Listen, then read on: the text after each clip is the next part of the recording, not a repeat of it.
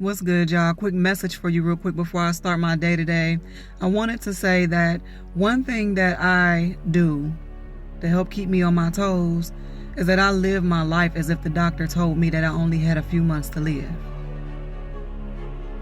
One thing that I do to help keep me on my toes is that I live my life as if the doctor had just told me that I had a few months to live.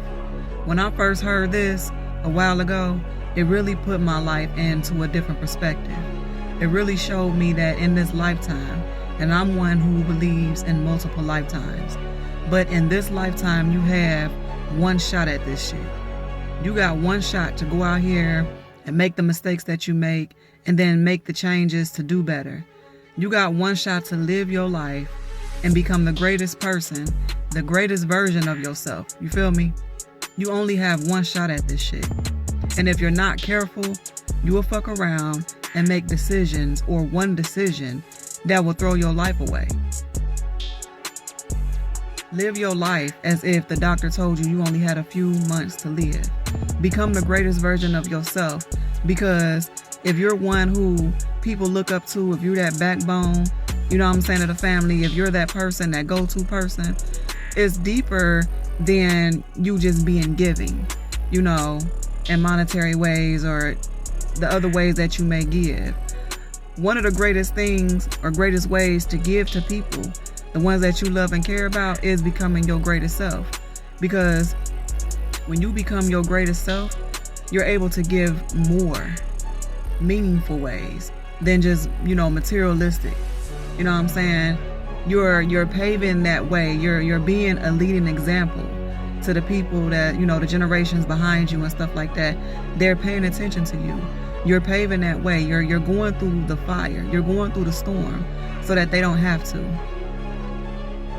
And that's one of the things that I look at. That's one of the things that helps keep me on my toes in my life, is that I live my life in a way as if the doctor told me I only had a few months to live.